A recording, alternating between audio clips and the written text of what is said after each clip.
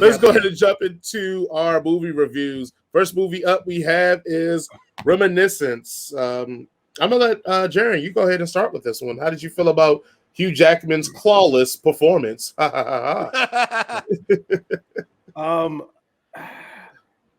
I struggled. I sat down after I watched the movie. Normally I make notes during the movie, but this time I just kind of wanted to sit back and kind of watch it. And the first thing that I wrote down after watching it was this movie is monotone. Like it is an exceptionally like if everybody had taken a Dramamine before they film their scenes. Everybody is very low energy. It's very low key. There's a couple spikes, but not really. The whole of the city is getting ready to be flooded, and everybody's very fucking chill about that. You know, it just it was. I can't help but think the story was cool, the hook was cool, and I can't help but think if they had used different actors that maybe carried a little more character with them, that this would have bbeen less dry. That being said, I did like that. That's kind of funny. I like that. I like that. Yeah. I like the director.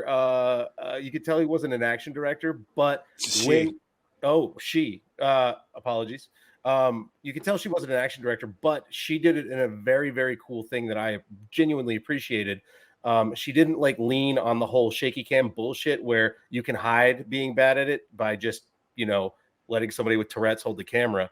She did these beautiful things in the fights where she pulled back really far and actually framed some absolutely gorgeous shots with like a lot of harsh lighting and stuff like that. And then let the action, I mean, she still followed basic rules. Like, you know, it was 1-2 punch and then she'll change the angle, but every angle that she picked was like a beautiful, like she did a good job of like framing the action with, but again, it didn't feel kinetic. Excuse me. Didn't feel kinetic, much like this entire movie. It felt very, you were safely back from the action. So, you know, it was a style choice. And I think that she, unlike some directors, she saw maybe a weakness or a tool that's not in her quiver yet. And she intelligently worked around it. So I appreciated that. And I guess the last thing, the ending was really fucking stupid. Yes, like so dumb, so fucking dumb.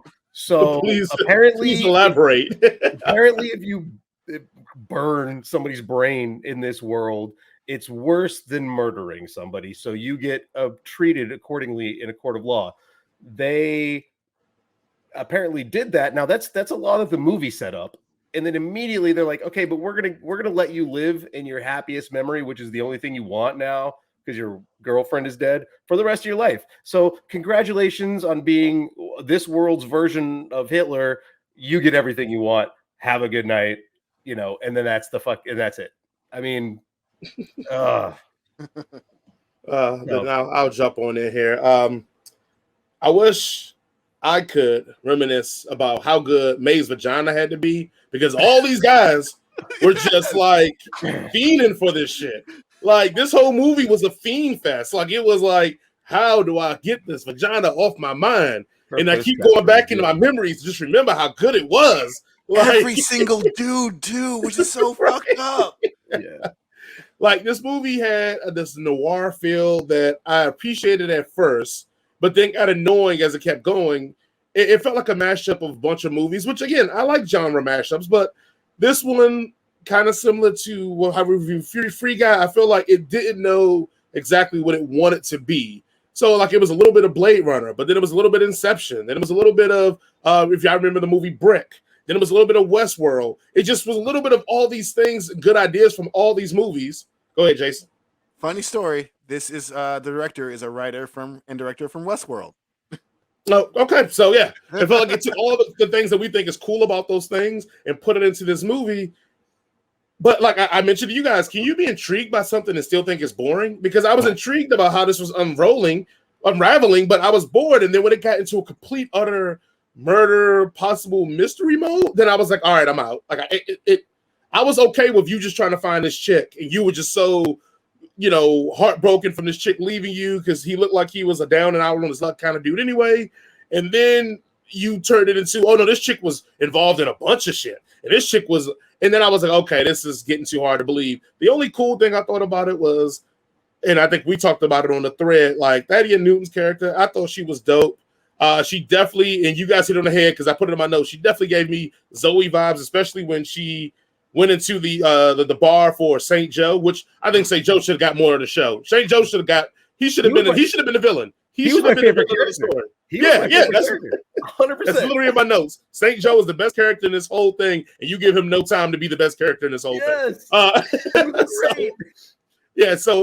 that part was really, really cool. I like that they did that. Even the banter of like, oh, good job shooting out the tank. And she was like, oh, I was aiming for Joe. Like, that was very like, oh, okay. Like, you could tell they've been in battle together with each other.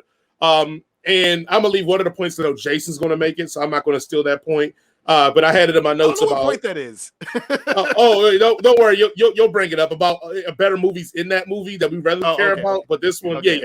And then my last thing is what Jared said. I did like that, and I got old boy feels when they did that fight. I guess it was in the school when they pulled back and him and the burnt dude was fighting. And I was like, oh shit, are they gonna do a one shot like a la Daredevil in the hallway kind of thing? I got excited. I stood up and was like, oh shit, here we go. And then they did some cuts, which it wasn't bad. But I thought at that point, if you were going to make this the final big fight scene, like it looked like you were setting it up that way from that wide shot and letting them go at it. And then you did these interchangeable cuts that was like, okay, like you said, I think it's because probably the flaws in the actors being able to pull off some of the action. Maybe that's why. But I did get excited for that. That was some good shots. It did have very good atmospheric look to it. Like you said, I don't know what year this was taking place in, but it was believable that this could be happening very soon in our reality, which is something I thought was pretty cool. 2024. Right. But, just to wrap it. And then my last con was like, how you work with Thaddeus Newton all that time, and you know she a drinking. You ain't tapped that once. You ain't slide into the DMs one time. All right, but that's okay. She hasn't lost enough control to just come out and say it because clearly she was in love with him. Right. At no point has she said this.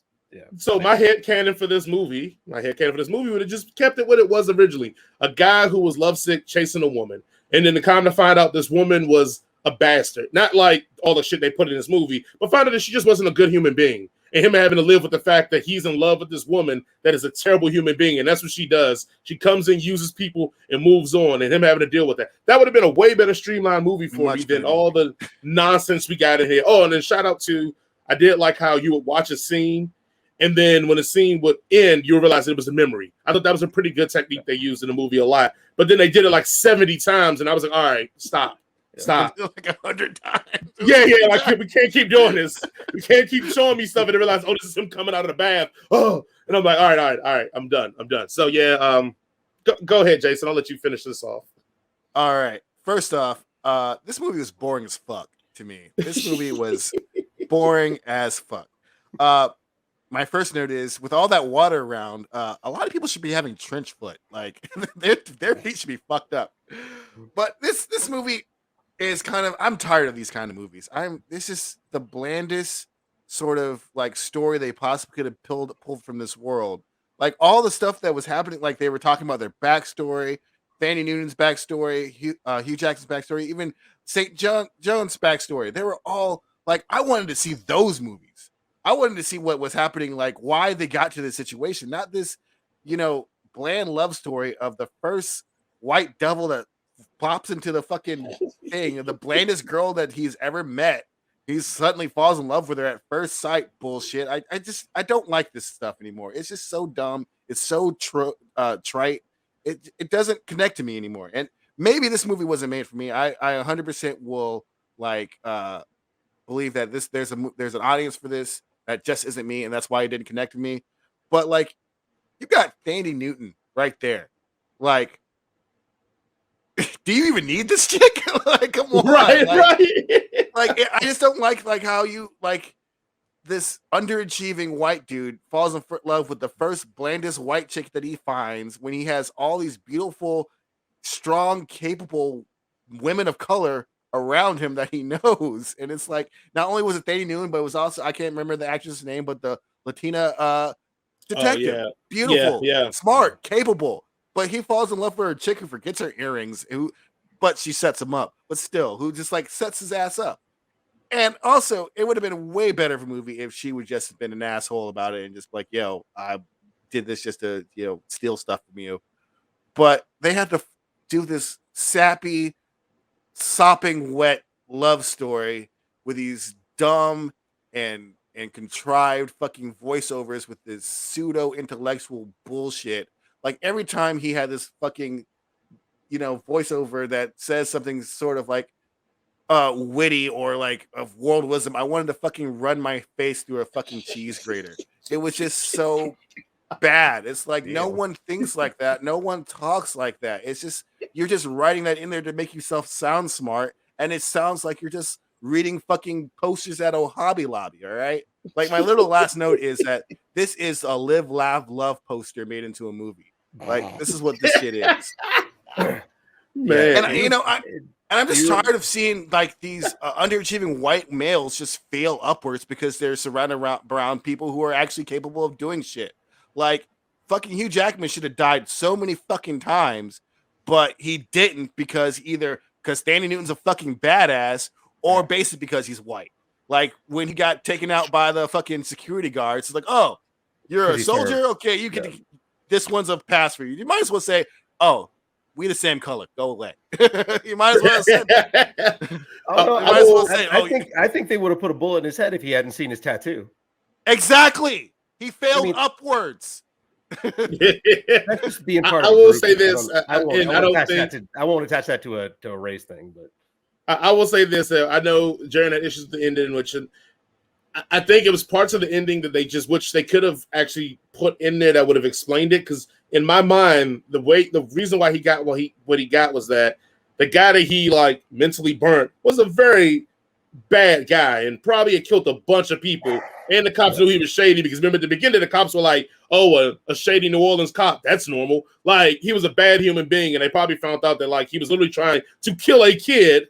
And then this guy who was ex-military or veteran, so they were like, "Oh, he's a veteran. He uncovered this whole thing, saved this kid, blah blah blah." And then all the social climate that was going on, where they were against the Baroness. Yeah. So then they found that he had a bastard kid. Like I think it was a lot of things that contributed to his sentence that he just didn't say, which would have been easy to just to say. They'd be like, "Hey, look, this is a atrocious thing he did, but you know what? He did it to a guy that was trying to kill a kid. Yeah. He took down a Baroness thing. Like the things that they put into this movie to show that all these things were hated. Yeah. He kind of took down, and they were like, "Well, you know what? Let's imprison him. Let's make it, you know." Also, none of that plays in a court of law, though. Motherfuckers still did bad. Yeah, it 100% plays in a court of law. You've seen motherfuckers get licensed. Martha Stewart had a luxury suite when she was in jail. The thing that really pisses me off about this movie too is the fact that Danny Newman ends up taking care of his fucking grizzly old fucking corpse of a body for 50 years. Like she's a magical Negro. She's a magical fucking Negro for him. Yeah. She only is there for his fucking character growth. And she's there to fucking take care of. Man, fuck that dude, man. Yeah. That's another thing. That's nothing. Wait, hold on. Right there, right where you're talking about. Also, I mean, they were constantly talking about the water was rising and that place was going to be underwater in like a couple months, and then they didn't know what to do. And they didn't move that fucking machine. It didn't go to a government facility so it could be watched by a guard, so they could make sure the motherfucker actually was carrying out his sentence. No, they just left him there. Fuck it. Here's also what's fucked up about this world too. Happening? Like May's she's from London, and she's like, I left when London was flooded. So London's not there, but Miami and New Orleans is still there. Like if you look at a water rising chart, fucking New Orleans is the first motherfucking place to go. Well, it's a bowl. Yeah. Yeah. It's literally already underwater now. Yeah. Like, and you're like, it doesn't make sense. But the thing that I guess really, really like irked me the most is this beautiful woman, May, who all these guys are slobbering over, says something like, "You looked at me in a way that no other person's looked at me." And I'm like, you're an attractive white woman. You really dudes don't look at you in a loving way? Like, get the fuck out of here. I'm just tired of these movies. I'm just tired of this shit. Like there's people out there, and I'm not, there's probably attractive white women who have real problems. I'm not discounting your real problems, but I'm tired of seeing this shit when there's so much more other stories you can tell in this world. And all right. That's it. I'm sorry. Yeah. Jared, give us your rating. What do you give it? One last thing. If I don't know if you guys remember this, but there is no such thing as a happy ending if the story is good. And if you forgot that, you shouldn't have, because he told you like 6 times in the movie. We got that line over and over and over. Oh and my over. God, they So drilled tell into me a your good fucking story, a head. happy story, and end in the middle. It's like, Yeah. No one talks like that. No one says shit like that. I'm going to give, if I'm first, I'm giving this one a solid 2.9. I mean, if you're hungover and you want to watch something that is somewhat entertaining but also won't be loud and hurt your hangover, then this is the movie for you. I'm giving it a 2. This is a straight up Fox Network late night movie for me because I'm good, man. I'm good. Jason? All right. The reason I am giving it the score that I'm giving it is because I recognize this is not my kind of movie. So I'm giving it a 3 because I think there are people out there who might actually like this. Yeah. That's it. Okay.